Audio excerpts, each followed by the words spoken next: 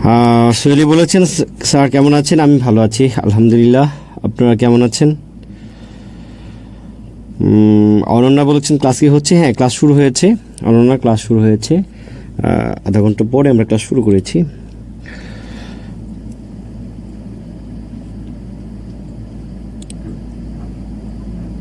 আজকের কথা না বাড়িয়ে আমরা ক্লাসে সরাসরি চলে যাচ্ছি। আজকে ক্লাসের যে বিষয় আর আপনারা যারা প্রিলিমিনারি পরীক্ষা দিয়েছেন, যারা প্রিতে পাশ করেছেন, সবাইকে অনেক অনেক অভিনন্দন জানাচ্ছি। এবং যাদের প্রিতে আসেনি, এবার অনেক কম নিয়েছে, যাদের আসেনি তাদের ভবিষ্যতে আসবে ইনশাল্লাহ। এখন থেকে যদি সঠিক প্রস্তুতি নেন, যদি ঠিকঠাক মতন পড়াশোনা করুন, আশা করছি আপনাদের সামনের প্রিলিতেই আসবে। তাছাড়া বিসিএস ছাড়াও অন্যান্য আরও অনেক জব রয়েছে। বিসিএস হতেই হবে এমন কোনো কথা নেই। হলে খুবই ভালো, না হলেও খুব বেশি খারাপ নেই। তো আজকের টপিকটা হচ্ছে কবি কাজী নজরুল ইসলাম ও সমসাময়িক কবি। আসলে কবি কাজী নজরুল ইসলাম সম্পর্কে আমরা ক্লাস নিয়ে ফেলেছি। আসলে কবি কাজী নজরুল ইসলাম এর চাইতে আমরা তার সমসাময়িক যে কবি আছেন তাদের নিয়ে আলোচনা করব। আমরা জানতাম যে কবি কাজী নজরুল ইসলামের যে বিষয়ে আমি কিন্তু বিষয়ে চলে যাচ্ছি। তো কবি কাজী নজরুল ইসলামের যে বিষয়টি আমরা জানতাম যে তিনি কি করেছিলেন। আমরা জানতাম যে রবীন্দ্রনাথ ঠাকুরের এমন একটি বলয় ছিল। কি ছিল? একটি বলয়। সেই বলয়কে কি বলা হচ্ছে? রবীন্দ্র বলয়। তো সেই রবীন্দ্র বলয়ের মধ্যে মানুষের বা সাহিত্যের যত ধরনের ভাবনা আছে, সকল ধরনের ভাবনা, চিন্তা, চেতনা, দর্শন সমস্ত কিছু আছে। তো এটার বাইরে গিয়ে, এই চিন্তার বাইরে গিয়ে নতুনভাবে, নতুন ভাব ভাষার ছন্দে নতুন কোনো বিষয় নিয়ে কবিতা লিখবেন, এই সার্কেলের বাইরে গিয়ে এরকম কবি তৎকালীন সময়ে ছিল না। তো এই যে রবীন্দ্র বলয় বা রবীন্দ্র যুগ, আমরা জানি 1901 থেকে 1921 খ্রিস্টাব্দ পর্যন্ত, 41 খ্রিস্টাব্দ পর্যন্ত। তো 1901 থেকে 1941 খ্রিস্টাব্দ পর্যন্ত রবীন্দ্র যুগ বলা হচ্ছে, বা আমরা রবীন্দ্র বলয়ও বলি। এই সময়ে যেসব কবি সাহিত্যিক যারা আসতেন, যারা লেখার চেষ্টা করেছিলেন, তারা মোটামুটি রবীন্দ্রনাথ ঠাকুরকে গুরু মেনে রবীন্দ্রনাথ ঠাকুরের ভাবভাষা, ছন্দ বা তার দেখানো পথে রোমান্টিকতা বা অন্য যেগুলো ছিল সেগুলোকে তিনি অন্যান্য কবি সাহিত্যিকরা ধারণ করেছেন। এবং এই রবীন্দ্র বলয়ের বাইরে যেতে পারছিলেন না কবি সাহিত্যিকরা। সবার আগে যিনি গিয়েছিলেন এককভাবে, তার নাম কাজী নজরুল ইসলাম। কাজী নজরুল ইসলাম। তো তিনি কিভাবে গিয়েছিলেন? তিনি বিদ্রোহের বাণী নিয়ে এসেছিলেন। বিদ্রোহ আমরা আগের ক্লাসে দেখেছি যে তিনি বিদ্রোহের বাণী নিয়ে এসেছেন। সাম্যবাদী চেতনায় তিনি অধিষ্ঠিত হয়েছিলেন। তিনি অসাম্প্রদায়িক চেতনায়, সাম্যবাদী চেতনায়, বিদ্রোহ চেতনার মধ্য দিয়ে তিনি এককভাবে রবীন্দ্রনাথ ঠাকুরের এই বলয়টাকে ভেঙেছেন। তো রবীন্দ্রনাথ ঠাকুরের বলয় যখন একেবারে ভেঙেছেন কাজী নজরুল ইসলাম, ওই সময়ের এমন কোনো কবি কি কোনো কবি সাহিত্যিক ছিলেন যে ওই সময় আমরা একটু এক্সট্রাভাবে পড়া দরকার, বা কিংবা রবীন্দ্র বলয় থেকে একটু বেরিয়ে চলে গেছেন, কিংবা ওইসব কবি সাহিত্যিক থেকে আমাদের বিসিএস প্রিলিমিনারি পরীক্ষা বা অন্যান্য পরীক্ষায় আগে প্রশ্ন এসেছে কিনা, এরকম কবি কারা আছেন? হ্যাঁ, আছেন, এরকম কবি আছেন। সেসব কবি নিয়ে আমরা আজকে আলোচনা করছি। তো এই রবীন্দ্রনাথ ঠাকুরের বলয়ের থেকেও একটু আলাদা হয়ে গেছেন যে কবি সবার আগে, তার নাম হচ্ছে সত্যেন্দ্রনাথ দত্ত। সত্যেন্দ্রনাথ দত্ত রবীন্দ্র বলয়ের মধ্যে থেকে এখান থেকে একটু আলাদা বা একটু বের হওয়ার চেষ্টা তিনি কিন্তু করেছেন, সত্যেন্দ্রনাথ দত্ত। তারপরে আরও আছেন যে যতীন্দ্রনাথ সেনগুপ্ত নামে একজন আছেন, দুঃখবাদী কবি বলা হয়। সেখান থেকে যে কোনো মুহূর্তে প্রশ্ন চলে আসতে পারে, যে কোনো জায়গায় চলে আসতে পারে। সেই জায়গা থেকে আমি এখনও প্রশ্ন আসতে দেখিনি। আমরা জানি যে বিসিএস প্রিলিমিনারি পরীক্ষায় বা অন্যান্য পরীক্ষায় বাংলা সাহিত্য থেকে, লিটারেচার থেকে প্রতি বছরই নতুন নতুন কিছু প্রশ্ন করে। এটা আমি বারবার বলেছিলাম যে লিটারেচার থেকে নতুন নতুন প্রশ্ন করে, এবারও দেখেছেন লিটারেচার থেকে নতুন প্রশ্ন করেছে। এবং আপনারা যারা আমার লিটারেচার ক্লাস করেছিলেন এবং লাস্ট কয়েকটা ক্লাসও করেছিলেন, সেখান থেকে আপনাদের আশা করছি কমন পড়েছিল। এবং আমরা যখন রবীন্দ্রনাথ ঠাকুর পড়েছিলাম, রবীন্দ্রনাথ ঠাকুরের উপন্যাস থেকে কিন্তু সরাসরি ওখানে প্রশ্ন কমন পড়েছে। বা এই যে আমি আপনাদের পড়িয়েছিলাম যে একটা বৃত্ত পড়িয়েছিলাম, সংবৃত, বিবৃত, এগুলো যে বৃত্ত, সেই বৃত্ত থেকেই মোটামুটি 3টা প্রশ্ন ছিল যে মুক্তাক্ষর কে আরেক নাম কি, স্বরান্ত, সেটি ওখান থেকে কিন্তু কমন পড়েছে। তারপর হচ্ছে এ কি ধ্বনি, আমি সা রে গা মা পা দিয়ে কিন্তু উপর নিচ করে পড়িয়েছিলাম, আপনাদের মনে আছে কিনা। কিংবা ধ্বনি সংক্রান্ত যে কথাগুলো, সেটাও কিন্তু মোটামুটি 3টা প্রশ্ন এখান থেকে ছিল। তারপরে আমি আবার ছক করে পড়িয়েছিলাম যে বাংলা ব্যাকরণ প্রথম কে লিখেছেন, ব্যাকরণ গ্রন্থ কে লিখেছেন প্রথম, বাংলা ভাষায় ব্যাকরণ প্রথম কে লিখেছেন। এই যে কনফিউজিং যে ব্যাপারটা, এগুলো কিন্তু আমি চেষ্টা করেছিলাম আপনাদেরকে বুঝিয়ে দেওয়ার জন্য। এবং আমি দেখেছি এটা প্রশ্ন উত্তর করা, এই বিসিএস পরীক্ষার, প্রিলিমিনারি পরীক্ষার প্রশ্ন সমাধান দেওয়ার ক্ষেত্রে আমি দেখেছি খুব বিখ্যাত একটি কোচিং, তারা কিন্তু এই যে ব্যাকরণিক শব্দ বাংলা ভাষার ব্যাকরণ কে লিখেছে, তারা কিন্তু ভুল উত্তর দিয়েছিলেন, কারণ তারা ওই পার্থক্যটা জানেন না। তো এইগুলো আমি কেন বলছি, নিজের মাহাত্ম্য প্রচার করার জন্য না, আমি এটাও বলতে যাচ্ছি যে বেসিক যে জায়গাটা আছে সেই জায়গাটা কিন্তু ক্লিয়ার করতে হবে, এবং বোঝার জায়গাটা এবং প্রশ্নটা কীভাবে আসে সেই জায়গা থেকে আপনাকে খুব ভালো করে জানতে হবে। তো রবীন্দ্রনাথ ঠাকুরের এই বিষয় থেকে আলাদা যে হয়ে গেছেন কাজী নজরুল ইসলাম, সেই বিষয়টি আমরা কিন্তু জেনেছি। এবং এরপরে রবীন্দ্রনাথ ঠাকুরের রবীন্দ্র বলয়ের ভিতরে থেকে আর কে কী করেছেন সেই বিষয়টা কিন্তু আমরা এখন একটু দেখব। তো তার মধ্যে সবার আগে যার নাম আমাদের মনে রাখতে হবে, এবং এইখান থেকে বিশেষ প্রিলিমিনারি, 17তম বিশেষ পরীক্ষা বা অনার বিশেষ পরীক্ষা, অনার চাকরি পরীক্ষা কিন্তু এই আসছিল। তাহলে কাজী নজরুল ইসলামের এই সমসাময়িক কারা যারা রবীন্দ্রনাথ ঠাকুরের বলয় থেকে বেরোয়ার চেষ্টা করেছিলেন, তাদের প্রথমে যিনি পেয়েছেন তার সত্যেন্দ্রনাথ দত্ত। তার জন্ম মৃত্যু সালটা আপনারা একটু দেখেন। তার বিশেষত্ব কি, তিনি তুচ্ছ বিষয়কে কবিতার স্থান দিয়েছিলেন। আমরা জানি যে তুচ্ছ বিষয়কে কবিতার স্থান দিয়েছিলেন এমন আরেকজন কবি ছিলেন, যুগসন্ধিক্ষণের কবি ঈশ্বরগুপ্ত। ঈশ্বরচন্দ্র গুপ্ত, তিনি কিন্তু তুচ্ছ বিষয়কে একেবারে তুচ্ছ, মানে একেবারে এই সত্যেন্দ্রনাথ দত্তের তুচ্ছর বিষয়টা হচ্ছে তিনি ধরেন মেথর বা এগুলো নিয়ে তিনি লিখেছেন, কবিতা লিখেছেন চরিত্রের জায়গা থেকে। কিন্তু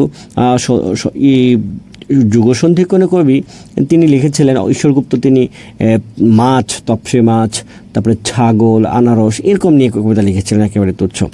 তো আমাদের সত্যেন্দ্রনাথ দত্ত তিনি তুচ্ছ বিষয় কবিতার স্থান দিয়েছেন, এবং তার কবিতায় দেশাত্মবোধ, শক্তির সাধনা এবং মানবতার বন্দনা কিন্তু আছে। এবং তার উপাধি কি, ছন্দের জাদুকর। তাকে ছন্দের জাদুকর রবীন্দ্রনাথ ঠাকুর নিজেই এই উপাধিটা দিয়েছিলেন। এই কথাটা ইম্পর্টেন্ট যে ছন্দের জাদুকর কে এবং রবীন্দ্রনাথ ঠাকুর কে এই ছন্দের জাদুকর উপাধি দিয়েছিলেন, এই প্রশ্নটি পরীক্ষায় চলে আসতে পারে। এবং তাকে ছন্দের রাজা বা বাস্তববাদী কবিও বলা হয়। তার অনেকগুলো ছদ্মনাম রয়েছে, যে ছদ্মনামগুলো আপনারা দেখে রাখতে পারেন: নবকুমার, কবিরত্ন, অশীতিপর শর্মা, তারপরে ত্রিবিক্রম বর্মন, তারপর হচ্ছে কলমগীর, এরকম কিন্তু মোটামুটি রয়েছে, কি বলে, তার কিছু ছদ্মনাম রয়েছে। এবং তার বিখ্যাত কাব্যগ্রন্থ যেগুলো, সেগুলো আপনারা জেনে রাখতে পারেন। এর মধ্যে সবিতাটা ইম্পর্টেন্ট, সন্ধিক্ষণ, বেনু, বিনা, কুহু, কেকা, একটা মোটামুটি আপনারা জানেন। অভ্র ও আবির, এটা একটা পরীক্ষায় আসছিল, কোনো একটা চাকরি পরীক্ষা, যে অভ্র ও আবির কার কাব্যগ্রন্থ, এরকম একটা এটা আসছিল। হসন্তিকা, বেলা শেষের গান, এটা ইম্পর্টেন্ট, বেলা শেষের গান। বিদায়, আরতি, কাব্য সঞ্চয়ন, এটা হচ্ছে তার কবিতার সংকলন হচ্ছে কাব্য সঞ্চয়ন। তো পরীক্ষা এটাও ইম্পর্টেন্ট যে কাব্য সঞ্চয়নটা কার, এটা পরীক্ষায় চলে আসতে পারে। তারপর আমরা আরেকটু আগাই দেখি পরে কি আছে। তার কাব্যগ্রন্থগুলো, কবিতা গ্রন্থগুলো আমরা দেখেছি। তার অনুদিত কিছু কাব্যগ্রন্থ রয়েছে, একটা নাম হচ্ছে তীর্থরেণু বা মণি মঞ্জুষা, আর একটা হচ্ছে তীর্থ সলিল, এটা তার অনুদিত কাব্য। তারপর হচ্ছে অনুদিত উপন্যাস একটা আছে, জনম দুঃখী। অনুদিত নাটক একটা আছে, রঙ্গমৌলি। আরেকটা আছে অনুদিত প্রবন্ধ হচ্ছে চিনির ধূপ।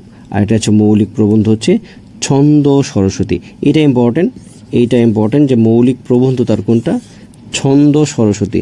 যেহেতু তিনি ছন্দ নিয়ে কাজ করেছেন, তাকে ছন্দের জাদুকর, ছন্দের রাজা বলা হচ্ছে। তাহলে তিনি ছন্দ নিয়ে, তার বই হচ্ছে ছন্দ সরস্বতী। ছন্দ সরস্বতী কথাটা ইম্পর্ট্যান্ট, এই জিনিসটা আপনারা জানেন। আচ্ছা, আপনারা কি লাইনে আছেন কি না, বা আপনারা কেমন আছেন, আপনারা একটু কমেন্ট করুন তো, একটু দেখি, একটু পড়ি। আপনারা কোথায় আছেন, কেমন আছেন, একটু কমেন্ট করুন। আপনাদের কার কার প্রিলি হয়েছে, বা প্রিলি যাদের হয়েছে তারা কারা কারা ক্লাস করছেন। ফেসবুকে দিয়েছেন? তো এই ক্লাসটি ফেসবুকে দেওয়া হয়েছে, ফেসবুক লাইভেও দেওয়া হয়েছে ক্লাসটি। তো আপনারা যারা কারা কারা টিকেছেন একটু বলুন তো।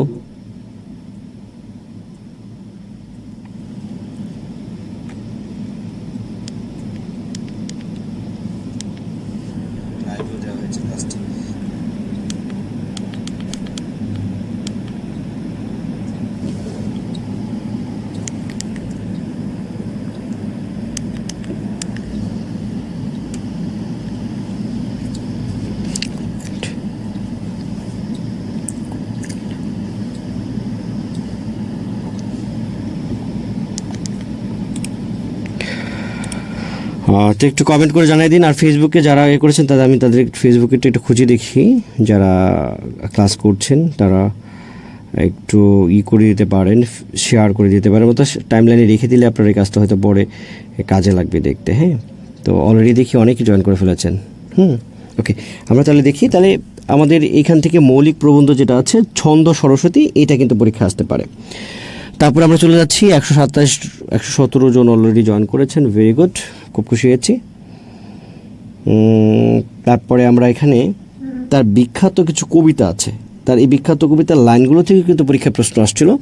এর মধ্যে কিন্তু বিখ্যাত কবিতার মধ্যে হচ্ছে মেথর, পরীক্ষা আসতে পারে যে মেথর কবিতাকার, মানুষ জাতি কবিতাটাকার, কোন দেশে নামে একটা কবিতা আছে, ছড়া টাইপের বাচ্চাদের, ঝর্নার গান ছোটোবেলা থেকে পড়ে আসছি। কিন্তু ঝর্নার গান এইরকমভাবে তিনি লিখেছেন বলে আমরা লিখেছি, কিন্তু নর্মালি ঝর্ণা শব্দের বানানটা কিন্তু এরকম, ঝর্ণা, এটা যেন ভুল না হয়। হ্যাঁ, ঝর্ণা শব্দের বানানটা এইরকম, যদিও ঝর্নার গান আমরা এইভাবে লিখেছি, কারণ সত্যেন্দ্রনাথ দত্ত যেভাবে লিখেছেন সেটা এখানে দেওয়া আছে। তো দূরের পাল্লা, খাঁটি সোনা, ফুলের ফসল, এগুলো হচ্ছে তার বিখ্যাত কবিতা। তো এই কবিতা থেকে প্রশ্ন এভাবে আসতে পারে যে মেথর কবিতাটি কার, বা মানুষ জাতি কবিতা কার, বা কোন দেশে, বা ঝর্ণার গান কার, বা দূরের পাল্লা কার, বা খাঁটি সোনা কার, বা ফুলের ফসল এটা কার, এরকমভাবে চলে আসতে পারে। আমরা জানি যে জানুয়ারির 1 তারিখে চিত্তরঞ্জন বিসিএসসির প্রিলিমিনারির সার্কুলার হবে, এবং আমরা বিশ্বাস করি যে খুব দ্রুত সেই প্রিলিমিনারি পরীক্ষা হয়ে যাবে। সেই হিসাব যদি আমরা করি তাহলে কিন্তু 7-8 মাস হয়তো সময় আছে। তো সেই 7-8 মাস সময়টা যদি আপনি 7-8 মাস সময় খুব বেশি সময় না, কিন্তু খুব ভালোভাবে যদি আপনারা পড়াশোনা করুন, আশা করি আপনাদের ভালো কিছু হবে।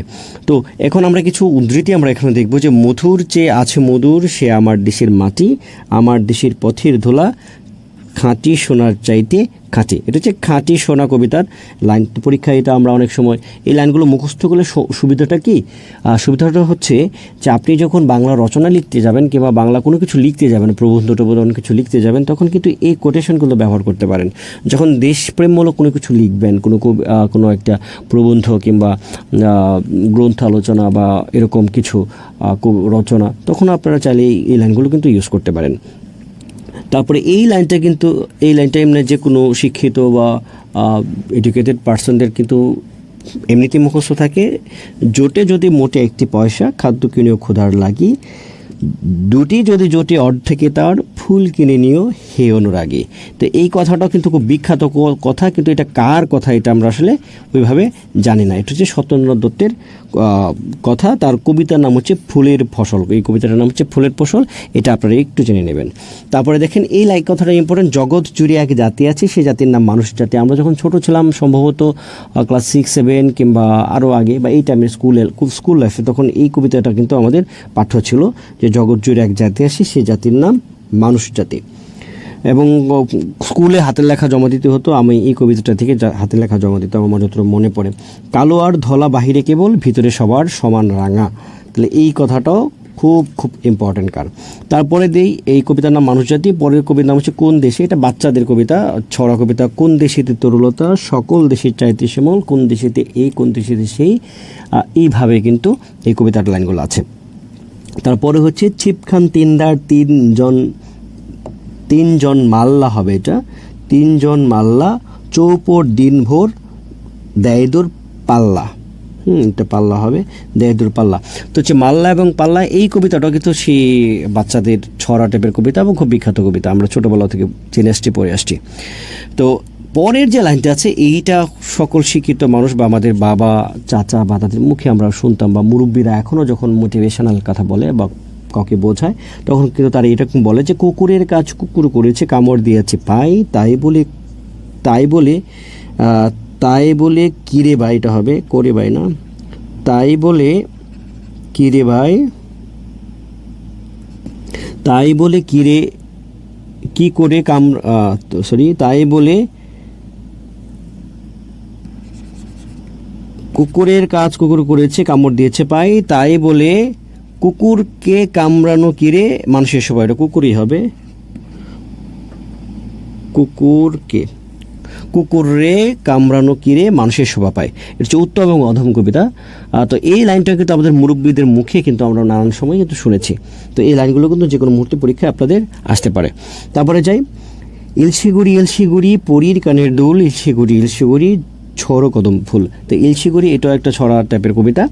পালকি চলে দুলকি চালি, নৃত্যতালি পালকির গান, এটাও মোটামুটি ছোটোবেলা থেকে আমরা পড়ে আসছি। তো এই কবিতার লাইনগুলো থেকে আমরা মোটামুটি বুঝতে পারছি যে আমাদের সত্যেন্দ্রনাথ দত্ত তিনি একজন ছন্দের জাদুকর। ছন্দ বলতে তার কবিতার মধ্যে অনেক বেশি আনুপ্রাসিক ব্যাপার থাকে, একটার সাথে আরেকটা মিল, অর্থাৎ অন্তানুপ্রাস এর ব্যাপার থাকে, এবং তার কবিতাগুলো ছড়ার ক্ষেত্রে কিন্তু মোটামুটি তিনি একটি ভালো জায়গা দখল করেছিলেন, এবং এই জায়গা থেকে মোটামুটি রবীন্দ্রনাথ ঠাকুর থেকে একটু আলাদা হওয়ার চেষ্টা করেছেন তিনি, এবং সফলও হয়েছেন। তারপরের যিনি কবি খুব গুরুত্বপূর্ণ, তার নাম হচ্ছে মহিতলাল মজুমদার। এখান থেকে হয়তো যে কোনো একটা প্রশ্ন চলে আসতে পারে। এর মধ্যে স্বরগরলটা অনেক ইম্পর্টেন্ট, এটা অনার্সে পাঠ্য থাকে। তো সেই মহিতলাল মজুমদার তিনি ঢাকা বিশ্ববিদ্যালয়ের শিক্ষক ছিলেন বাংলা বিভাগের। তো ওনার সাথে কবি কাজী নজরুল ইসলামের একটা দ্বান্দ্বিক সম্পর্ক ছিল। দ্বান্দ্বিক সম্পর্কটা এরকম যে কবি নজরুলের যখন বিদ্রোহী কবিতা প্রকাশিত হয়, তার আগে মহিতলাল মজুমদার একটা কথিকা ছিল নাম আমি, তার কথিকার নাম ছিল আমি। তখন মহিতলাল মজুমদার দাবি করেছিলেন যে নজরুলের যে বিদ্রোহী কবিতার যে আমিত্বের যে জাগরণ, সেই আমিত্বের জাগরণটি হয়তো মহিতলাল মজুমদারের আমি কথিকা থেকে অনুপ্রাণিত। তো এরকম বলা হয়ে থাকে, কিন্তু আসলে আমরা দাবির পক্ষে কতটুকু কেউ যুক্তি দেখি বা কেউ মনে করছেন বা কেউ মনে করছেন না, সেটি অন্য হিসাব। তো সেই মহিতলাল মজুমদার যখন বিদ্রোহী কবিতা প্রথম প্রকাশিত হয় বা নজরুলের কাব্যকথা যখন প্রকাশিত হয়, তখন তিনি মুসলিম ভারত পত্রিকায় নজরুলকে নিয়ে কিন্তু তিনি প্রবন্ধ লিখেছিলেন। এর পরবর্তীতে মহিতলাল মজুমদার এবং নজরুলের সম্পর্ক খুবই তিক্ততার পর্যায়ে চলে গিয়েছিল। তো সেই মহিতলাল মজুমদার তিনি কেমন কবি, এটা আমার মুখ থেকে শুনলে আপনাদের বেশি মনে থাকবে। তিনি আসলে রবীন্দ্রনাথ ঠাকুরের যে বলয়টি আছে, রবীন্দ্রনাথ আমরা জানি যে রবীন্দ্রনাথের দর্শন, সেখানে প্লেটোনিক লাভ অর্থাৎ দেহাতীত যে প্রেম আছে, সেই প্রেম এবং সৌন্দর্যের বিষয়টি। তো সেই প্রেম এবং সৌন্দর্যের বিষয়ের বিপরীতে গিয়ে মহিতলাল মজুমদার মনে করেন যে প্রেম আসলে দেহকে ছেড়ে কখনো প্রেম হতে পারে না, আর দেহকে নিয়েই হচ্ছে প্রেম। বিষয়টা এরকম যে আমরা যখন একটি ফুল আমাদের খুব ভালোবাসি, তখন ফুলটিকে আমরা ধরতে চাই বা ছুঁতে চাই। যখন একটি শিশুকে আমাদের ভালো লাগে বা আদর লাগে বা ভালোবাসি, তখন সেই শিশুটিকে আমরা কুলে নিই, শিশুটিকে আমরা চুমো খাই। এরকম সুন্দর যে বিষয়গুলো আছে, সেগুলোকে আমরা ছুঁয়ে দেখতে চাই। ঠিক তেমনি মহিতলাল মজুমদার মনে করেন যে ভালোবাসার যে মানুষটি আছেন, তাকে ছুঁয়ে না দেখলে, তার দেহের কাছে না আসলে আসলে সত্যিকার অর্থে প্রেমটা পূর্ণতা পায় না। তো এই জায়গা থেকে তিনি মহিতলাল মজুমদার রবীন্দ্রনাথ ঠাকুর থেকে তিনি একটু দূরে চলে গেলেন, এবং তার দেহকেন্দ্রিক যে প্রেম বা কামকে স্বীকার করে প্রেমের তিনি স্বীকৃতি দিয়েছেন। অর্থাৎ কাম বলতে বোঝাচ্ছি আমরা দৈহিক মিলন। তো সেই দৈহিক মিলনকে নিয়েই যেন প্রেমের স্বীকৃতি তিনি দিয়েছেন, এবং এটা একটা নতুন ধারা চেষ্টা করেছেন। তো প্রথমে তিনি এইভাবে রবীন্দ্র বিরোধী থাকলেও পরবর্তীতে দেখা গেছে তিনি রবীন্দ্রনাথ ঠাকুরের বিভিন্ন ভাবটাপক তিনি অনুসরণ করেছিলেন। তো এখানে আবার আরেকটা জিনিস, মহিতলাল মজুমদার নজরুলের এইটার তিক্ততার আরেকটা কারণ হতে পারে যে তাদের যে সাহিত্যের যে আদর্শ, আমরা জানি যে কাজী নজরুল ইসলাম সবার আগে না ঠিক মানে অনেক বেশি আরবি এবং ফার্সি শব্দের ব্যবহার তিনি করেছেন তার কাব্যের মধ্যে। কিন্তু এই নজরুলের আগে কিন্তু মহিউদ্দিন মজুমদার আরবি এবং ফার্সি শব্দের প্রয়োগ কিন্তু ঘটিয়েছিলেন। এই কারণে হয়তো মহিউদ্দিন তার ভিতরে এক ধরনের খেদ বা এক ধরনের দুঃখ বা কষ্ট ছিল যে তিনি আরবি এবং ফার্সি শব্দের প্রয়োগ প্রথম ঘটিয়েছেন, তারপরে তিনি আমি নামে কথিকা লিখেছেন, কিন্তু পরবর্তীতে নজরুল এসে সেই আরবি ফার্সি শব্দের বিশাল প্রয়োগ ঘটিয়েছেন এবং তার আমি নামে মানে বিদ্রোহী নামে এবং আমি সেই এরকম করে তিনি কবিতা লিখে ব্যাপক বিখ্যাত হয়ে গেছেন, যেটা মহিউদ্দিন মজুমদার হতে পারেনি। এই কারণে হয়তো ওনার মধ্যে একদম ঈর্ষা বা এক ধরনের হিংসা কিংবা না পাওয়ার কষ্ট ব্যাপার ছিল, এবং মহিউদ্দিন মজুমদার যেহেতু এটা দাবি করেছিলেন এই জন্য নজরুল তাদের মধ্যে এক ধরনের সম্পর্কের তিক্ততা দেখা দিয়েছে। তো সেই মহিউদ্দিন মজুমদার স্বপন পশারি, বিশ্বরিণী, স্বরগরল, হেমন্ত গোধূলি এইগুলো হচ্ছে তার কাব্যগ্রন্থ, এবং তার প্রবন্ধ গ্রন্থ হচ্ছে আধুনিক বাংলা সাহিত্যে তিনি যেহেতু বাংলার শিক্ষক ছিলেন, সাহিত্যকথা, বিচিত্রকথা, কবি শ্রী মধুসূদন, এবং কবি শ্রী মধুসূদন নিয়ে তার এই গ্রন্থটি কিন্তু ব্যাপক বিখ্যাত। এখন এবারের যে বিসিএস পরীক্ষায় আপনারা লক্ষ্য করে থাকবেন যে এরকম সমালোচনা যে গ্রন্থটা আছে, সমালোচনা গ্রন্থ কে কোনটা লিখেছেন এরকম কিন্তু একটা চলে আসছিল, এবং এমন বেধর থেকে কিন্তু যে কোনো জায়গায় চলে আসতে পারে। ধরেন পরীক্ষায় এরকমভাবে এটা চলে আসলো যে কবি শ্রী মধুসূদন এই গ্রন্থটি কে লিখেছে। দেখবেন কোনো একটা পরীক্ষা চলে আসছে, প্রত্যেকবারই এরকম মোটামুটি একটা খুবই আননোন এবং দুর্বোধ্য কোনো একটা বইয়ের নামটাম কিন্তু দিয়ে দেওয়া হয়। হ্যাঁ, তো এই হলো ব্যাপার। কবি মধুসূদন সম্পর্কে অনেক ভালো মূল্যায়ন এই গ্রন্থটি মহিউদ্দিন মজুমদার, সেটাই তার সমালোচনার গ্রন্থ। তো তার এই ভোগবাদ এবং কবি সবের মর্মে বাস্তববাদ প্রতীত ছিল, এগুলি তো বললাম। তার ছদ্মনাম হচ্ছে সত্য সুন্দর দাস। খুবই গুরুত্বপূর্ণ এই কথাটা, সত্য সুন্দর দাস কার ছদ্মনাম? সত্য সুন্দর দাস হচ্ছে ছদ্মনাম হচ্ছে মহিউদ্দিন মজুমদার। তিনি একটি সম্পাদনা করেছিলেন, বঙ্কিম চট্টোপাধ্যায় প্রতিষ্ঠিত বঙ্গদর্শন পত্রিকাটা সম্পাদনা করেছিলেন। এই হলো মোটামুটি আমরা মহিউদ্দিনকে শেষ করে দিই। এবার আমরা যতীন্দ্রনাথ সেনগুপ্ত, তাকে নিয়ে আমরা একটু কথা বলবো। এইটা বিভিন্ন বইয়ের মধ্যে নেই। তো সেই যতীন্দ্রনাথ সেনগুপ্তর তিনি তার উপাধি হচ্ছে তিনি দুঃখবাদী কবি। তিনি সব কিছুর মধ্যে একটা দুঃখ খুঁজে পান, সব কিছুর মধ্যে এক ধরনের হতাশা খুঁজে পান। তিনি মনে করেন, তার একটা কবিতা আছে যে প্রেম ভালোবাসা 12টার পরে আর জেগে থাকতে পারে না, এরকম বলা আছে যে 12টার পরে আর প্রেম ভালোবাসা থাকে না। সব কিছুর মধ্যে তিনি একেবারে হতাশাবাদী। দেখেন তার কাব্যগ্রন্থের যে নাম, তার নাম মরিচিকা। এটা আমাদের পাঠ্য ছিল অনার্সে, মরিচিকা। কাব্যগ্রন্থের নাম হচ্ছে মরিচিকা, মরিশিখা, মরুমায়া। দেখেন নাম থেকে আপনি বুঝতে পারছেন যে এগুলো আসলে এক ধরনের হতাশাবাদী লেখা, এক ধরনের দুঃখবাদী লেখা। সব কিছুর মধ্যে এক ধরনের দুঃখকে খুঁজে পান। তাহলে পরীক্ষায় কখনো যদি আসে যে দুঃখবাদী কবি কে, কিংবা তার কার কবিতার মধ্যে দুঃখের ব্যাপারটি বেশি আসে, তিনি হচ্ছেন যতীন্দ্রনাথ সেনগুপ্ত। তার মধ্যে মরিচিকা কাব্যগ্রন্থের জায়গায় এটা চলে আসতে পারে কখনো কখনো, বা মরুমায়া বা মরুশিখা, এবং তাকে দুঃখবাদী কবি বলা হয়। যতীন্দ্রনাথ সেনগুপ্তকে এর বাইরের কিছু বলার নেই। তো রবীন্দ্রনাথের যে বলয় আছে, সেই বলয় থেকে কিন্তু তিনি এই যে দুঃখের ব্যাপারটি নিয়ে এসে একটু আলাদা হওয়ার চেষ্টা করেছেন, দুঃখের ব্যাপারটি নিয়ে এসে। তো জসিমউদ্দিন পরবর্তীতে আমাদের যাকে দিয়ে আমরা এই আজকের ক্লাসটি আমরা শেষ করব, তার নাম হচ্ছে জসিমউদ্দিন। এবং জসিমউদ্দিন অনেক বেশি বিখ্যাত। আমাদের যে যিনি জাতীয় কবি কাজী নজরুল ইসলাম, তো সেই জাতীয় কবি কাজী নজরুল ইসলাম হয়েছেন, কিন্তু জাতীয় কবি হওয়ার দৌড়ে যিনি এগিয়েছিলেন বা জাতীয় কবি যেন তাকে করা হয় এরকম একটা প্রচেষ্টা জসিমউদ্দিনের মধ্যে ছিল। এই জসিমউদ্দিন বানানটি ভুল আছে, এটা হচ্ছে অভ্র বা ইউনিকোডে লিখলে হয়তো এরকম হয়ে যায়।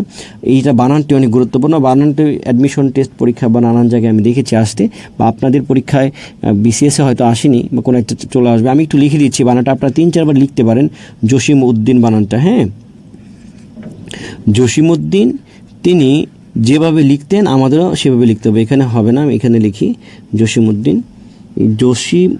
হ্যাঁ,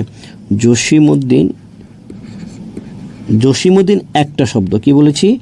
জসিমউদ্দিন একটা শব্দ। জসিমউদ্দিন একটা শব্দ এবং উদ্দিন ভেঙে। জসিমউদ্দিন একটা শব্দ এবং উদ্দিনটা কি লিখতে হবে? ভেঙে লিখতে হবে। প্রথম দ নিচে হস, পরের দর সাথে দীর্ঘ ইকার। এই হলো জসিমউদ্দিন। এই বানানটা আপনাকে শিখতেই হবে। এই বানানটা কিন্তু এখান থেকে পরীক্ষায় প্রশ্ন আসছে। জসিমউদ্দিন বানানটা আমাদের মোটামুটি সকল বইয়ের মধ্যে, প্রচলিত বইগুলোর মধ্যে কী থাকে? ভুল থাকে। কিন্তু আপনি যদি বোর্ডের বইয়ে যান কিংবা কোনো একটা অথেন্টিক বইয়ের মধ্যে যান, তাহলে আপনারা সত্যিকার অর্থে জসিমউদ্দিন শব্দের বানানটি কীরকম সেটি আপনারা দেখবেন। তো তার প্রকৃত নাম হচ্ছে মোহাম্মদ জসিমউদ্দিন মোল্লা। এই উদ্দিন বানানটা কিন্তু এই টাইপেরই। তার ছদ্মনাম হচ্ছে জমিরুদ্দিন মোল্লা। তার জন্ম হচ্ছে ফরিদপুর জেলার তাম্বুলখোলা গ্রামে, তা মামার বাড়িতে জন্ম হয়েছিল। এখন এই জন্ম কোথায়, এটা আমি কেন লিখেছি, কারণ তিনি জসিমউদ্দিন যেহেতু একজন বিখ্যাত কবি, পরীক্ষা এরকমভাবেও আসে যে তাম্বুলখানা গ্রামে জন্মগ্রহণ করেছেন কোন কবি। সেক্ষেত্রে এই তথ্যটা আমাদের জানা জরুরি যে তার জন্মস্থান কোথায়। এবং উপাধি কি? পল্লী কবি। এখন এই যে তার নাম যে পল্লী কবি, আসলে কি তিনি পল্লী কবি? পল্লী কবি আসলে আমরা কি বুঝি? পল্লী কবি বলতে আসলে আমরা বুঝি যে যারা পল্লীতে বসবাস করেন, পল্লীতে বসবাস করে অর্ধশিক্ষিত, অশিক্ষিত চারণ কবি যারা মুখে মুখে গান রচনা করেন বা কবিয়াল, তাদেরকে মোটামুটি আমরা জানি পল্লী কবি। তা আমাদের সেই অর্থে জসিমউদ্দিন কি সেই রকম কবি কি না, সেটা কিন্তু আমাদের প্রশ্ন দাবি রাখে। যদিও তাকে পল্লী কবি বলা হচ্ছে, কোন অর্থে পল্লী? আসলে কিন্তু তিনি কখনই পল্লী কবি না। তিনি সবসময় বসবাস করেছেন ঢাকাতে, বসবাস করেছেন শহরে, তিনি বসবাস করেছেন, পড়াশোনা করেছেন, বিশ্ববিদ্যালয়ের শিক্ষক ছিলেন ঢাকা বিশ্ববিদ্যালয়ের। তো তিনি শিক্ষক ছিলেন, তিনি কিভাবে পল্লী কবি হন? পল্লী কবি তাকে মানুষ কেন বলা হয়েছে? রবীন্দ্রনাথ নজরুলকে যেরকম বিদ্রোহ কবি হিসেবে আখ্যায়িত করেছে, মানুষ বুঝে না বুঝে, ঠিক তেমনি জসিমউদ্দিনকে কিন্তু বুঝে না বুঝে তাকে উপাধি দেওয়া হয়েছে পল্লী কবি। তো সেই পল্লী কবি আসলে তাকে বলা হলো, তিনি তার কবিতার যে চেতনা, কবিতার তার যে জীবনবোধ, তার যে সমাজতান্ত্রিক চিন্তা, তার যে সাম্যবাদী চিন্তা, তার যে উদার নৈতিক চিন্তা, সেই উদার নৈতিক চিন্তায় তিনি কিন্তু, বা মানুষকে যেভাবে তিনি দেখেছেন, মানুষের ভেতরটাকে তিনি যেভাবে উপলব্ধি করেছেন, মানুষের দুঃখটাকে যেভাবে উপলব্ধি করেছেন, সেই জায়গা থেকে তিনি চরম মাত্রার একজন আধুনিক কবি। শুধু তার উপাদান বা উপকরণ হিসেবে তিনি পল্লী গ্রামের মানুষকে নিয়েছেন, তার কাহিনীকে নিয়েছেন, চরিত্রগুলোকে নিয়েছেন, কিন্তু তার উপস্থাপন ভঙ্গি, তার জীবনবোধ, তার দেখার দৃষ্টি তিনি যেভাবে ব্যাখ্যা করেছেন, সেটি মূলত আধুনিক মানুষের এবং আধুনিক চেতনার। ঠিক আছে, যে কারণে তাকে পল্লী কবি বলা হলেও আমি তাকে পল্লী কবি বলতে নারাজ, কারণ তার বিষয়টা পল্লীর হতে পারে। সেইভাবে এই কারণে যদি তাকে পল্লী কবি বলা হয়, তাহলে কিন্তু আমাদের জীবনানন্দ দাশকেও আমরা পল্লী কবি বলতে হবে, আর অনেককেই পল্লী কবি বলতে হবে।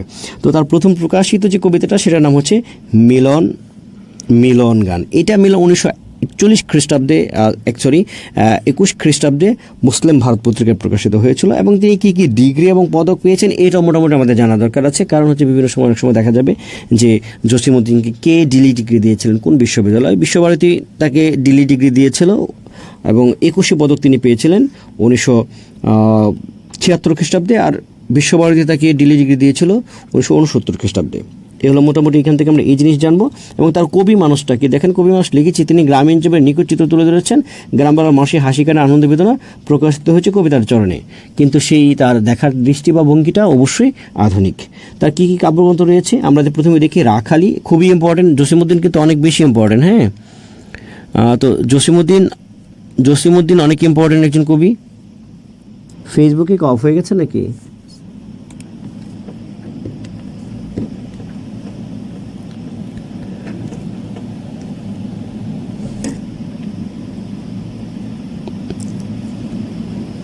ফেসবুকে আপনারা কি দেখতে পাচ্ছেন? এটার পাসওয়ার্ড দিয়ে দেন ওয়াইফাইয়ের। তো তার কাব্যগ্রন্থ হচ্ছে রাখালি, নকশিকাথার মাঠ, সুচয়নী, সুজন বাদিয়ার ঘাট, তারপরে হচ্ছে এক পয়সার বাঁশি, তা বালুচর, ধানক্ষেত, রূপবতী, মা যে জননী কান্দে, মাটির কান্না, সখিনা। এগুলো হচ্ছে তার কাব্য। মুক্তিযুদ্ধ নিয়ে তার একটা বিখ্যাত কাব্যগ্রন্থ আছে, এটা আপনার রকমারিতে এই বইটি হতে পাবেন। ভয়াবহ সেই দিনগুলিতে, ভেরি ভেরি ইম্পর্টেন্ট। এটা আমাদের মুক্তিযুদ্ধের 1971 মুক্তিযুদ্ধ রিলেটেড তার এই কবিতাটি, যে ভয়াবহ সেই দিনগুলিতে। হ্যাঁ, দগ্ধগ্রাম নামে তার একটা কবিতা আছে, মুক্তিযুদ্ধের। তো এটা আমি এখনও পরীক্ষা আসতে দেখিনি, এটা হয়তো কোনো এক সময় চলে আসতে পারে, যে ভয়াবহ সেই দিনগুলিতে মুক্তিযুদ্ধভিত্তিক কাব্যটি কার? জসিমউদ্দিনের। ঠিক আছে, তার নাটক আছে বেদের মেয়ে, এটি একটি গীতিনাট্য। তারপর হচ্ছে তার হচ্ছে পদ্মাপার, মধুমালা, পল্লীবধূ, তারপরে হচ্ছে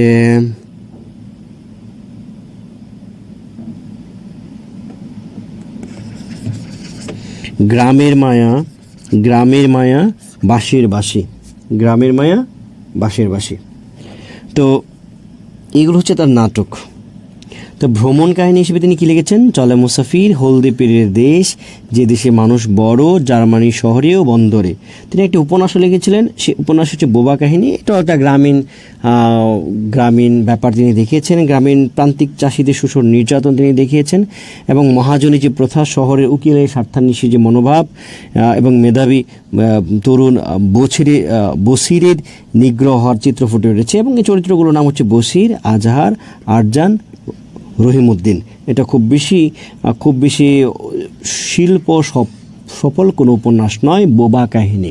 বোবা কাহিনীতে সহজ সরল ঘটনা। তিনি যেরকম তার কবিতার মধ্যে যেরকমভাবে সহজ সরল ব্যাপারটা দেখিয়েছেন, সেখানে ঠিক সেম। তার আরেকটি উপন্যাস আছে যেটা পরবর্তীতে তার মৃত্যুর পর প্রকাশিত হয়েছে, সেটার নাম হচ্ছে বৌটবাণীর ফুল।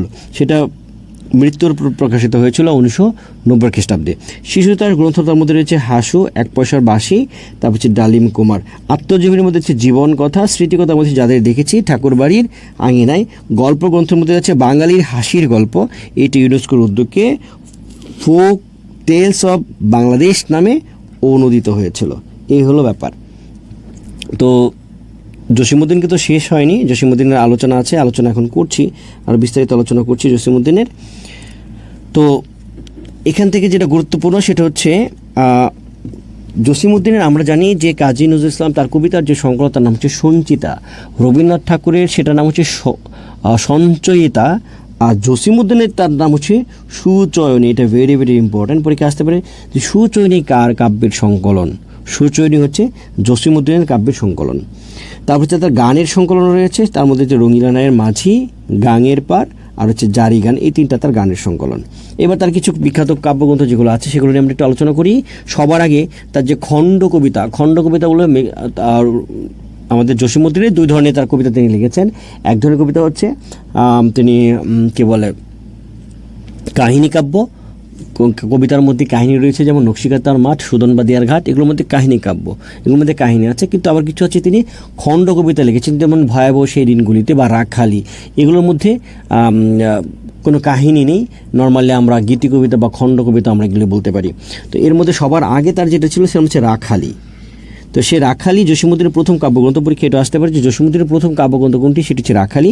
এই কাব্যে 18টি কবিতা রয়েছে, এবং বিখ্যাত কবর কবিতাটা আমরা জানেন যে ইন্টারমিডিয়েট এক সময় পাঠ্য ছিল, যে এইখানে তো দাদির কবর ডালিম গাছের তলে, 30 বছর ভিজায় রেখেছি 2 নয়নের জলে। তো এই কবিতাটা অনেক বিখ্যাত একটি কবিতা। এই কবিতাটি শুনেননি এমন মানুষ আসলে খুব একটা পাওয়া যাবে না।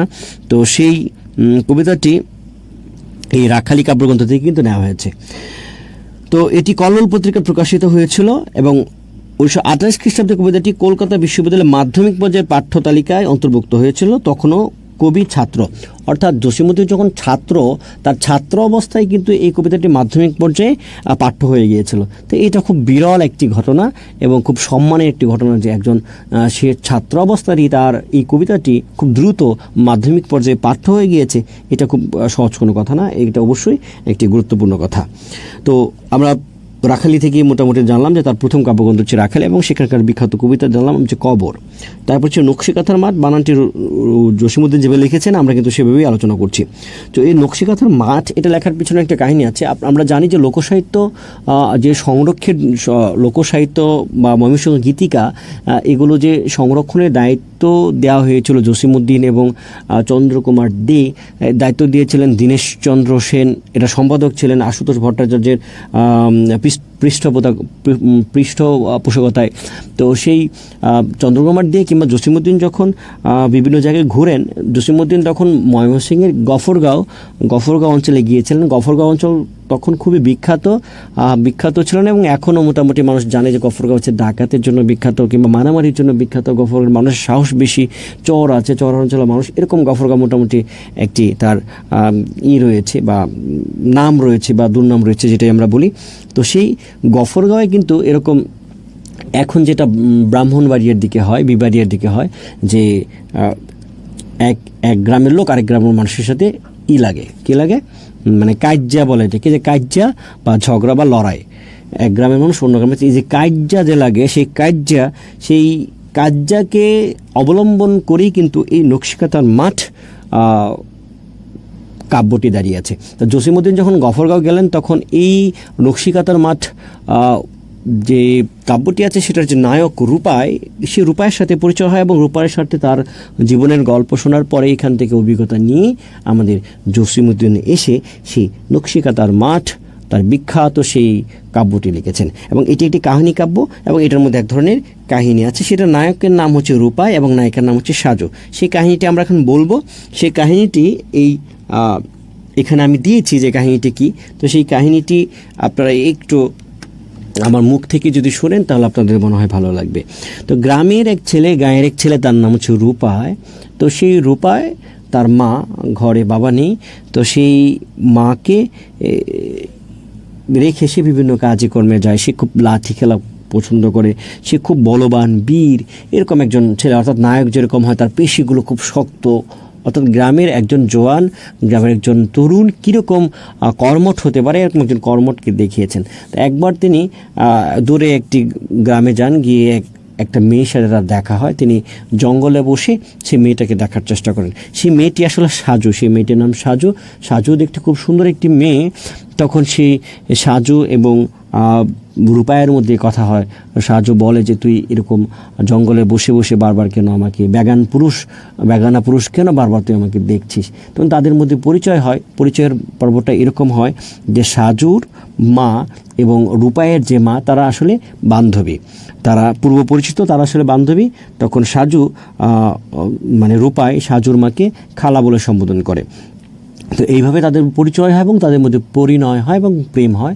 সেই প্রেমে বিয়েতে রূপান্তরিত হয়। তো বিয়েতে রূপান্তরিত হলেছে বিয়ের যে আচার অনুষ্ঠান বা একটা গ্রামের, বিশেষ করে আমি ময়মনসিংহ অঞ্চলের কথা বলছি। তো সেই গফরগাঁও অঞ্চলের, ময়মনসিংহ অঞ্চলের বা গ্রামের মানুষের বিয়েতে যে রিচুয়ালগুলো আছে, যে আচার অনুষ্ঠানগুলো আছে, যে বিষয়গুলো আছে, এগুলো খুব সুন্দরভাবে সেখানে ফুটে ওঠে। এবং বিয়ে করার পরে তাদের প্রথম অংশটুকু কাব্যের দেখানো হয়েছে সুখ এবং সমৃদ্ধি দেখানো হচ্ছে গ্রামের, বিশেষ করে রূপা এবং সাজুর জীবনে। তো সাজু এবং রূপায় তাদের মিলন হওয়ার পরে হঠাৎ একদিন দেখা গেল যে রূপায়ের যে ধান ক্ষেত, সে তাদের যে ধানের যে মাঠ ছিল, সেই মাঠে কিন্তু এই যে বনগেঁয়োরা এসে অন্য অঞ্চলের লোকেরা এসে তারা পাকা ধান কেটে নিয়ে যাচ্ছে। এই খবরটি রূপায়ের কাছে আসে। তো রূপায় যেহেতু লাঠিয়াল ছিল, তার যেহেতু বাহুতে অনেক শক্তি ছিল, এবং এইসব কাজ্যা বা ঝগড়া বা এই যে গ্রামে বা মহল্লায় এই যে মানুষের যে ঝামেলা, তো এইটার মধ্যে উস্তাদ ছিলেন আমাদের রূপায়। তো রূপায় সে কিন্তু একেবারে দৌড়িয়ে চলে গিয়ে ওখানে প্রচুর মারামারি হয়। যে বনগেঁয়োদের সাথে মারামারি হলে সেখানে খুনাখুনি হয়, কিছু মানুষ মারাও যায়। তো মারা গেলে এখানে আমাদের রূপায় কিন্তু সে পালিয়ে যায় এবং সে জানে যে তাকে সে যদি ধরা পড়ে তাহলে তার হয় ফাঁসি হবে, অথবা মানে এই খুনের অপরাধে তার ফাঁসি হবে, অথবা তাকে কালাপানি বা সেই বঙ্গোপসাগরের ওখানে এসে তাকে নির্বাসন দেওয়া হবে। তো এটা যেহেতু ব্রিটিশ আমলের ব্যাপার, তো তখন আমাদের রূপা মানে সাজু, অর্থাৎ রূপার যে বউ সাজু, সে কিন্তু তার বাড়িতে সে অপেক্ষা করছে, সেই প্রদীপ এবং পিদিম জ্বালিয়ে অপেক্ষা করছে তার স্বামীর জন্য। কিন্তু আমাদের রূপাই কিন্তু আর আসে না। হুট করে একদিন রূপাই এসে দেখা দেওয়ার পরে রূপাইকে যেতে দেয় না সাজু। কিন্তু পুলিশের ভয়ে তারা কিন্তু সেই রূপায় পালিয়ে যায়। তো পালিয়ে গেলে পালিয়ে যায় আর রূপায় আসে না। তখন এই যে স্বামীকে হারিয়ে, ভালোবাসার মানুষকে হারিয়ে পল্লী বধূর ভিতরে যে জ্বালা, তার যে যন্ত্রণা, তার যে হাহাকার, সেই জ্বালা যন্ত্রণা হাহাকারগুলো কিন্তু এই সাজু একটি কাঁথা সেলাই করে সেই কাঁথার প্রত্যেকটা ফুরনে, প্রত্যেকটা সুঁয়ের ঘায়ে যেন সেই দুঃখ, সেই বেদনা, সেই কষ্ট, তার সেই স্বামীকে না বলার কথা, তার প্রেমিককে না বলার কথা, কিন্তু তিনি যেন সেই সুঁয়ের মধ্যে বেদনাগুলো, দুঃখগুলো যেন ফুঁড়ে দিয়েছেন। এইভাবে আমাদের সাজু একটা কাঁথা সে যখন শেষ করা হয়, তখন সে তার মাকে বলে যে আমি যদি মারা যাই তাহলে তুমি বলো যে আমাকে এইখানে কবর দেখায় দিও রূপাইকে যে এইখানে আমাকে কবর দেওয়া হয়েছে, এবং এই কাঁথাটাও যেন সাথে দিয়ে দেওয়া হয়। এগুলো বলা আছে এখানে, তো সেই কাঁথাটিও যেন সাথে দেওয়া হয়। যেন কী বলেছেন দেখি, হ্যাঁ, মা আমার মরণের পরে যেখানে কবর দেওয়া হবে সেই কবরের উপরে যেন এক এই নকশি কাঁথাটি বিছিয়ে দেওয়া হয়। আর যদি কোনো দিন রূপাই এসে আমার খোঁজ করে তাকে বলো তোমার আশায় সাজু এই কবরের নিচে আছে। তো পরে দেখা গেছে যে অনেক দিন পরে গ্রামের মানুষ দেখে একদিন এক গভীরভাবে একজনকে বাঁশি বাজাচ্ছে। তো বাঁশি বাজাচ্ছে, এক রাতের বেলা বাঁশি বাজাচ্ছে। তো বাঁশির সুর শুনে তারা সকালবেলা গিয়ে দেখে যে এক ভিনদেশি, সেই সাজুর কবরের পাশে এক ভিনদেশি লোক পড়ে মরে আছে। তো এই যে পড়ে মরে আছে, এটা আসলে সাজুই কিন্তু রূপাই কিন্তু এসে মরে আছে। তো এরকম একটা ট্র্যাজেডির মধ্য দিয়ে, একটা বিয়োগান্তক ব্যাপার দিয়ে এই কাব্যটি শেষ হয়েছে, এই কাহিনীটি শেষ হয়েছে। তো এটিকে হৃদয়স্পর্শী, এটা মানুষকে হৃদয়কে কিন্তু খুব স্পর্শ করে। গ্রামে এরকম, বা আমরা অনেক সময় সিনেমার ক্ষেত্রেও এরকম ঘটনা দেখেছি যে এই ঘটনাগুলো। তো এইভাবে এই নকশিকাঁথার মাঠ তৎকালীন সময়ে সবার হৃদয় কিন্তু জয় করেছিল। অনেক প্রশংসা তিনি পেয়েছিলেন জসিমউদ্দিন। এবং এটি মিলফোর্ড তিনি কিন্তু একটু ইংরেজিতে অনুবাদ করেছেন, ফিল্ড অব দ্য এমব্রয়ডারি কোয়েল্ট, এইভাবে এই নামে কিন্তু তিনি এটা অনুবাদ করেছিলেন। এবং মোটামুটি এটা বেশ বিখ্যাত এবং জনপ্রিয় হয়েছে।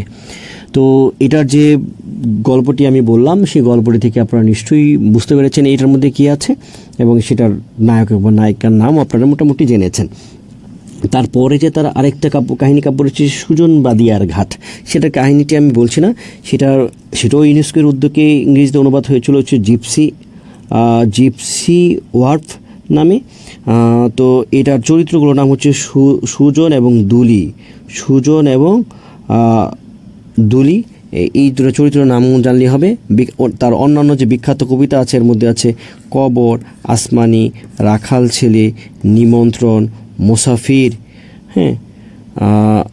মুসাফির, তারপরে হচ্ছে চাষার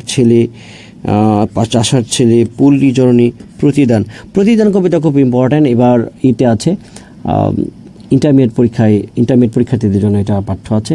আর এবার একটা জিনিস আপনারা হয়তো লক্ষ্য করে দেখেছেন যে 45তম বিসিএসের প্রিলিমিনারিতে ইন্টারমিডিয়েট সিলেবাসে যেগুলো আছে, সেখান থেকে কিন্তু বেশ কয়েকটা প্রশ্ন চলে আসছে।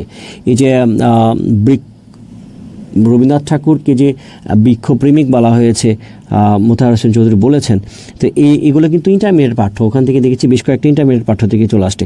তো ইন্টারমিডিয়েটের যে বইটি আছে বাংলা প্রথম সাহিত্য পাঠ, সেটা ভালোভাবে পড়লে আপনাদের কাজে লাগতে পারে। তারপরে এই হলো মোটামুটি আমাদের জসিমউদ্দিন সম্পর্কে আমার মনে হয় এইটুকু জানলে জসিমউদ্দিন সম্পর্কে মোটামুটি যে প্রশ্নগুলো আসে সবগুলোর উত্তর আপনারা করতে পারেন। এবং জসিমউদ্দিন কিন্তু আমাদের ইম্পর্ট্যান্ট।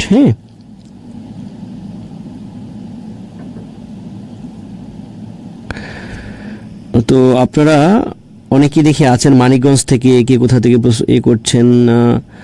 আপনাদের একটু পড়ি, আপনাদের কমেন্টগুলো একটু পড়ি। তটিনী বড়ুয়া বলছেন জি স্যার, মানিকগঞ্জ কাকে বলেছে কি জানে, জি স্যার। শাহিনুদ্দিন দেলোয়ার হোসেন বলেছেন, রাত্রি আহমেদ বলেছেন ঢাকা থেকে, তামরিদ রিফাত বলেছেন কুমিল্লা, আপনার ক্লাস ভালো লাগে, thank you very much. Rubed Sharmin তুই ভর্তি হয়েছ, আচ্ছা কুমিল্লা, ওকে। এই ছিল মোটামুটি ব্যাপার। এখন এর সমসাময়িক, অর্থাৎ আমাদের কাজী নজরুল ইসলামের সমসাময়িক আর 5 জন কবি আছে যাদের নিয়ে আমাদের আলোচনা করা দরকার। তাদেরকে বলা হচ্ছে পঞ্চপাণ্ডব। কী বলা হচ্ছে? পঞ্চপাণ্ডব বলছেন বুদ্ধদেব বসু, জীবনানন্দ দাশ, সুধীন্দ্রনাথ দত্ত, বিষ্ণুদে এবং অমিয় চক্রবর্তী। এর মধ্যে খুব ভালোভাবে বিস্তারিতভাবে কবিতার উদ্ধৃতি সহ আলোচনার দাবি রাখেন তিনি হচ্ছেন জীবনানন্দ দাশ। যে কারণে তাছাড়া পঞ্চপাণ্ডব যারা আছেন বুদ্ধদেব বসু, সুধীন্দ্রনাথ দত্ত, বিষ্ণুদেব, অমিয় চক্রবর্তী, 5 জনই কিন্তু মোটামুটি তাদের আলোচনার দাবি রাখেন। যে কারণে আমি আজকে চাইলে এই ক্লাসে হয়তো বুদ্ধদেব বসু বা জীবনানন্দ দাশ বা সুধীন্দ্রনাথ দত্ত বা বিষ্ণুদেব, অমিয় চক্রবর্তী সম্পর্কে অল্প বলে শেষ করে দিতে পারতাম, কিন্তু আমার কাছে মনে হয়েছে যে এই পঞ্চপাণ্ডবদের নিয়ে আলাদা একটা ক্লাস হওয়া উচিত। তো যে কারণে আমাদের পরবর্তী যে ক্লাসটি হবে মানে কাজী নজরুল ইসলামের সমসাময়িক কবিদের মধ্যে সেই ক্লাসটি হবে পঞ্চপাণ্ডবদের নিয়ে। কাদেরকে নিয়ে? এই 5 জনকে নিয়ে আমি একটা বিস্তারিত ক্লাস নেব, পঞ্চপাণ্ডব, এবং সেই ক্লাসটিতে আপনারা উপস্থিত থাকবেন এবং আমরা ফেসবুকে দেওয়ার চেষ্টা করব। আপনারা সেই ক্লাসটি করলে আপনাদের উপকৃত হবে। তো এই ছিল মোটামুটি আপনাদের ক্লাস। আপনাদের কোনো প্রশ্ন যদি থাকে আচ্ছা সেটা আমাকে এখন করতে পারেন, লাইভ এমসিকিউ পেজে করতে পারেন, অথবা আমার পার্সোনাল যে পেজ আছে ধ্রুব স্যার নামে আমার একটা পেজ আছে, ধ্রুব স্যার, সেই পেজে আপনারা চাইলে আমাকে ইনবক্স করে দিতে পারেন। এবং আপনারা জানি এখন পর্যন্ত আপনারা যারা যারা আমাকে ইনবক্স করেছেন বা এটা সেটা জানতে চেয়েছেন, আমি চেষ্টা করেছি, সর্বোচ্চ চেষ্টা করেছি আপনাদেরকে উত্তর দেওয়ার জন্য। অনেক সময় হয়তো একটু দেরি হয়ে যায় উত্তর দিতে করতে, অনেক সময় হয়তো অনেক মেসেজ আসে, এই জন্য হয়তো অনেক সময় দেখি না দু একটা, কিন্তু এটা খুব কম। আমি চেষ্টা করি সবাইকে সেটা বুঝিয়ে দেওয়ার জন্য। তো আপনারা এখন যদি আপনাদের কোনো প্রশ্ন থাকে আপনারা সেই প্রশ্নটি করুন। লাইভ এমসিকিউ আপনারা এতদিন জেনেছেন যে তারা অনেক বেশি আন্তরিক, লাইভ এমসিকিউ অনেক বেশি আন্তরিক এবং তারা আপনাদের যে কোনো সমস্যার সমাধান দেবে। আমাকে যদি নাও পান, লাইভ এমসিকিউকে যদি আপনারা করেন, জানান যে আমার সাথে যোগাযোগ করিয়ে দেবেন, তারপর আপনারা আমার সাথে যোগাযোগ করতে পারবেন, অথবা লাইভ এমসিকিউ নিজেরাও তারা এই বিভিন্ন আপনাদের প্রশ্নের সমস্যা সমাধান বা এগুলো দিতে পারে। তাছাড়া আমার ফেসবুক আছে, পেজ আছে, সেগুলো আছে, আপনি দিতে পারেন এনি টাইম, কোনো সমস্যা নেই। তো আপনাদের জানার কিছু আছে কিনা একটু প্রশ্ন করুন দেখি, হ্যাঁ? বা আপনাদের যদি এরকম কোনো থাকে বা কোনো নির্দেশনামূলক কিছু জানার ইচ্ছা যে এইটা এরকম করা যায় কিনা, এরকম করা যায় কিনা, তো আমি আমার ছোট্ট অভিজ্ঞতা থেকে আপনাদের বলবো। শাহনাজ বেগম মুক্তা, তিনি নোয়াখালী থেকে দেখছেন, থ্যাংক ইউ ভেরি মাচ মুক্তা। যশোর থেকে দেখছেন মহুয়া চৌধুরী। আচ্ছা, কি সিদ্ধার্থ সিনহা বলেছেন যে পল্লীকবি সঠিক কোনটা? পল্লীকবি আমি যেটা লিখেছিলাম সেটা সঠিক, হ্যাঁ। পল্লী শব্দটি এভাবে, পল্লীকবি এইটা সঠিক, হ্যাঁ। আগে পল্লী বানানটা আমরা এভাবে লিখতাম, দীর্ঘিকার দিয়ে লিখতাম, কিন্তু বাংলা একাডেমি এখন পল্লী শব্দটাকে তো খাঁটি বাংলা শব্দ, তো পল্লী শব্দটাকে এবার এটাকে প্রমিত করেছেন।